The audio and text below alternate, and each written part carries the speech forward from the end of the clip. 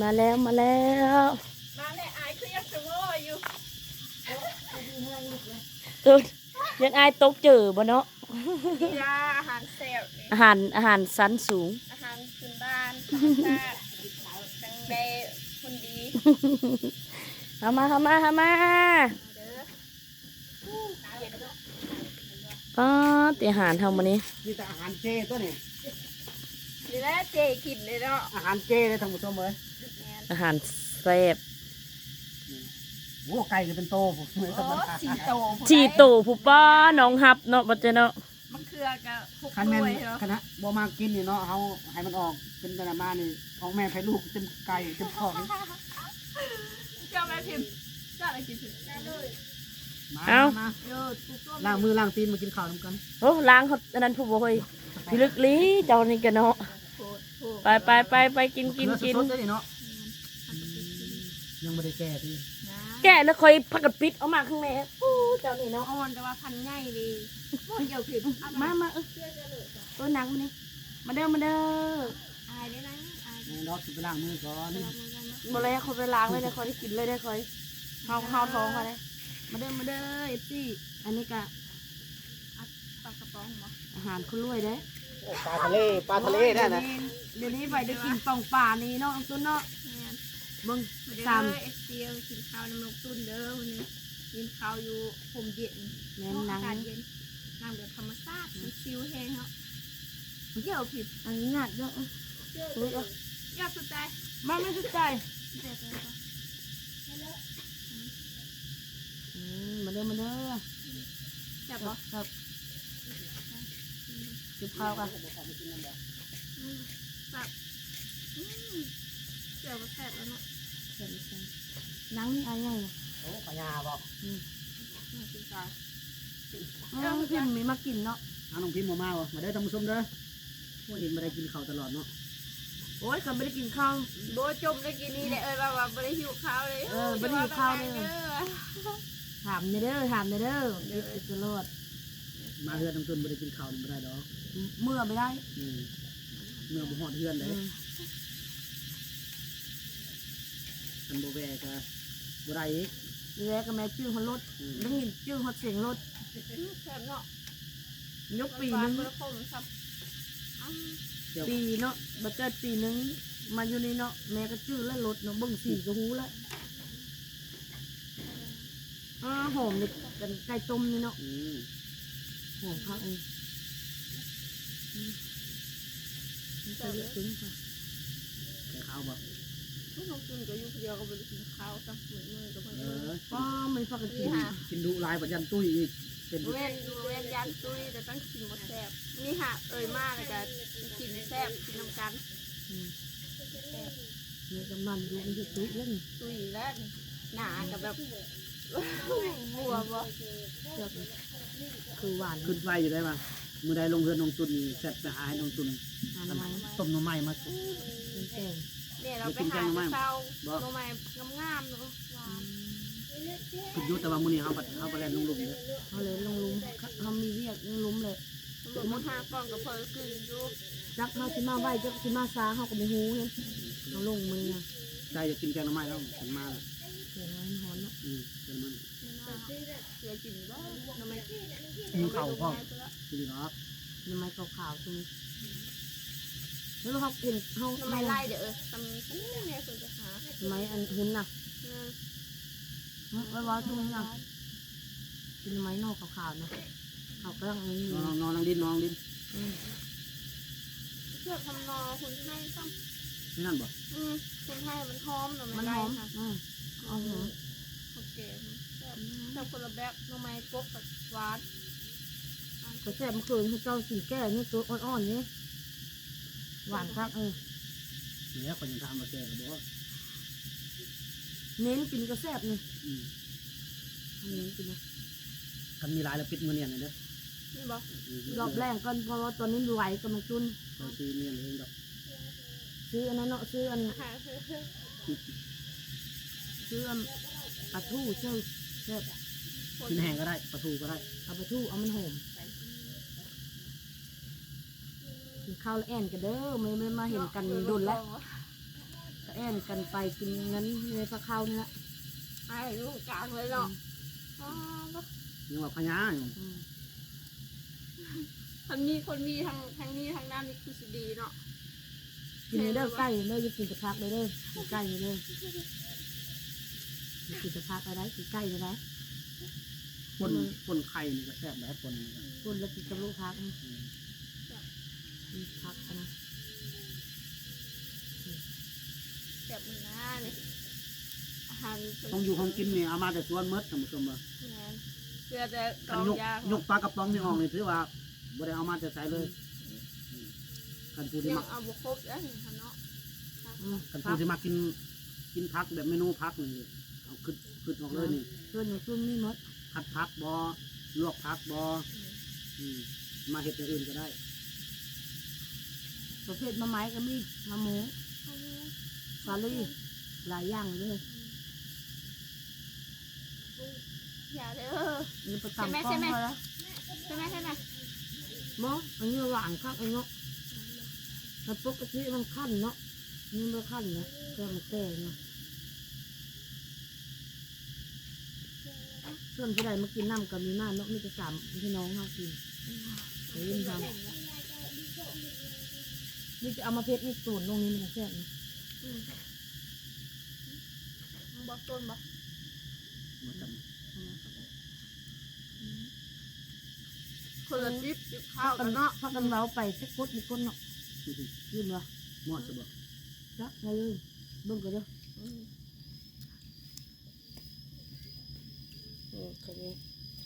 ข้าวกับคนละจิ๊บเนาะจิ๊บอายจิ๊บน้องตุ้นใหญ่กว่าหมู ต้นนี้อยู่ในช่วงลดหุ่นท่านผู้ชม เอ้ยเฮามานี่ดูนี่ไง รุดในใส่ ข้าวแรงก็บ่ยอมกินข้าวเช้าก็บ่กินโอ้ยตายแล้ว เวนบ่ยอมกิน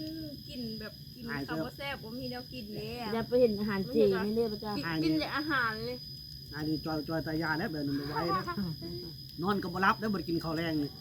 ห้องก็ มันห้องจอกจับไก่ตลอดด้วยหยุดตุ้ยกระตุ้ยมีตุ้ยย่าได้กินนะกินคือการแบบหิวแห้งจะกินไอ้สิอดได้เนาะ มีวินัย ว่าแบบ เฮ็ดได้ก็ดีมีวินัยก็หมายแต่ห่วงสุขภาพเด้อ โรคกระเพาะที่ถามหา เอากินยันกระเพาะแล้ว เพิ่นคือแยกพัก เนี่ยหลวงเนี่ยเลยยันตัวที่คมตัวบริ บ่น้ำไปขมนะ แซ่บเนาะมันหวาน เพราะมันหวานมันมันแซ่บ เราไม่รู้มันแซ่บอะไรกินหนูมา ตำอัน เดี๋ยว นะ ตัวน้องบริกินนะ ตำอันนั้นนะตำหน่อไม้ส้มเดี๋ยวบ้านน้องใจตำไม้ส้มโอ้แซ่บทางพูนก่อน อาหารรู้ ว่าทางพูนน่ะไปซ่อนป่าได้ดิป่าทางพูนก็คือกันนั้นได้ลูกพักจำแก้วกันชมมาเธอถามชมมาเธอถามในเด้อเนาะเป็นบกอ่ะ อยากกินข้าวจนไปบ่เป็น เป็นอะไรแบบอยากไอ้หากินน้อยเด้ต่ำเด้ โอ้เห็นชุมเจ้ากินแล้วก็แบ่งให้เจ้ากิน เก็บพื้นไว้ได้ คือว่ามันเฮ้ยละอายจะดิ ค่อยกินนะบ่ได้พอซ้ นี่แม่ต่ำมันนี่มีซุกนะ ำจะมีส่วน อุ้ยเนาะตุนเนาะ แบบนั้นเลย ดึกน้อมตำมีขายโอซุป เราผ้าบลูกค้าละลาย โอ้ลูกค้าหลาย ลูกค้าเป็นหลาย ลูกค้าหลายแต่ แต่คือต่ำพิเศษได้ ปกติต้องเอาหน้าลูกค้าก่อนเรา แม่มันเจ้าก็เสียลูกค้าไปมันน่ะก็บ่ตี นะไปรอกระพุนด้วยสิจ้ามีข้าวหัน เขาว่าคอมเมนต์บ่แม่นอันนั้นได้นี่คือคำคอมเมนต์โอ้แซ่บเป็นข้าวกันน้องตุนแม่นยังดอกอยู่ข้าวแต่เช้าเด้ มือยืดขา บ่ได้กินข้าวซะตั้งใจคะแนนนะน้องบ่แม่นฟ้าว อดข้าวเนาะอดข้าวมากินทีเนาะ อดข้าวข้างในมากินเฮือนน้องตุน ไม่กินลวกผัก คิดว่าสิได้กินต้มเป็ดต้มไก่แล้วน้อง อันนี้กระหมูต้มไก่เขา ไก่ยังบนเมียในคอนี่เด้กินไข่ไปก่อ กิน น ไข่ไปก้อน จะเอาจะไม่ เอ ถาม อไม่ต้องเอาติบข้าวมาแล้วจะยึดทอย ข้าวได้ไหมท่าเด้อ มาทำมา มาพิงกะไข่ว่า มาเบาเลย บา โอ้ย เฮ้ย อะไรโยโจ๊กโจ๊กเอ้ากูข้าวโพดนะกูอุ่นนะ โรคหักเป็นซุป ญาติกินไก่น้ำมูกกันเลย ผู้ใดกินผักก็กินบ่ได้ว่าหยังดอก เปิดเสือเปิดสร้างวะ สี่โตนี่คอยกินบ่เดียวกันนะ ป้าลึกลึกจัง แล้วต้องตื่นมาจกกับไก่อายค่ะอายกิน บอกว่าเรากินพักเขากินเขากินไก่เอาแต่ซิมึงดูนี่นะเฮ้ย แซ่บเลย มันไม่ได้ขมนั่นตัวเนาะผู้ดีแกงเสื้ออันนั้นนะแกงเสื้อ เต็ม อัน เสิ นั้ ร์ฟปลาแห้งก็แซ่บเลย เขาไม่เท่าครับ จุกได้หลอกมาเลยน้อยใจได้ เอาไว้สักเขาเย็ด ข้าวพิมพ์หอมป้าหอนเลย เอ้าคนจะตกก็บ่จักเลยตัวใดคนตกอยู่ มืดมาทางเสด็จ ชมนะคน หอดคืนเงินเอาไม่คือแซ่บมั้งกินข้าวอยู่ข้างเพื่อนเด้อมันนี่นะตัวเนาะดูจานยังกินเนาะ สมใจ FC แล้ว FC มากินฮอดน้องตุ่นมาหาดีกว่าเท่านั้น อ่านกับไปคิดฮอดมีเจ็บซี่คิดฮอด กับ เด้อ กับกินฮอด เบิ้ล กิน ข้าง ฮอด เด้ คือ อการนึงกินฮอดมันคือว่าอะไรเฮาลงมากอะมันไก่เด้ มาไปไงระเบิดละมา เพราะว่ามันไก่เนาะ ก็คือ เกรงใจน้องตุ่นนะมาหาแล้วยกพระเขาให้กิน มี ตั แต่ วย ย ก ก แล้วมือหา เพิ่นแล่นเฮ็ดอยู่เฮ็ดกินเฮามาเกรงใจคือว่ากระดักกระดอเลยเนาะยกพระเขาพนัก จะเพื่อนผมมีแล้วมันลดมาเลยน้องตุนบริษัทงบยังน้องตุนมีแต่ขัดแรงเอาไปเอาอยู่สว ตั น กในส่วนป้าฮอนเด้อาหารนี่น้อยสวะตัวน้อยซะตัวน้อย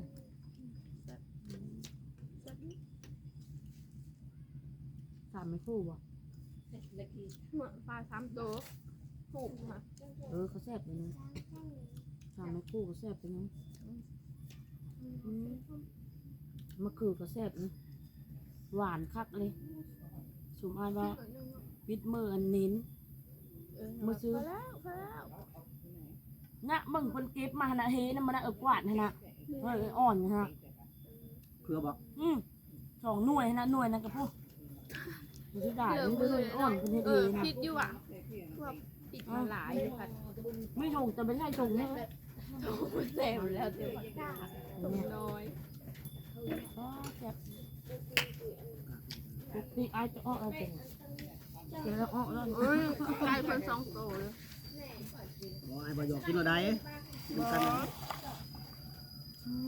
ครับเขาพุ่งจะข้าวเขาเอาก่อนตดใส่ก็เขาอิ่มแล้วนะบอก แม่กูของหลังเนาะ มันนำไปตอบใส่ก็ว่าอิ่มหรือเปล่ามันนั่นนะ ชมเนาะฝาเนาะเนาะส้ม มันเจ็บนะป้าเป็นนิดหน่อย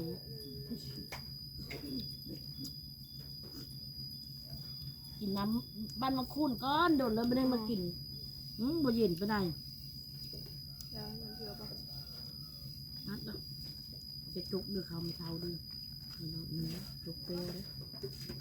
จุกข้าวมะเทา แล้วจก จุ ย ก ก จะได้จุกกันแล้วนั่นนะ มันก็เด้อสมัย นั่นคือพ่อนเลยเอามาเนาะ เห็นบ่ คือพ่อนมาแล้วครบแล้ว ใครเนี่ยบ่มีแมงวันเนาะ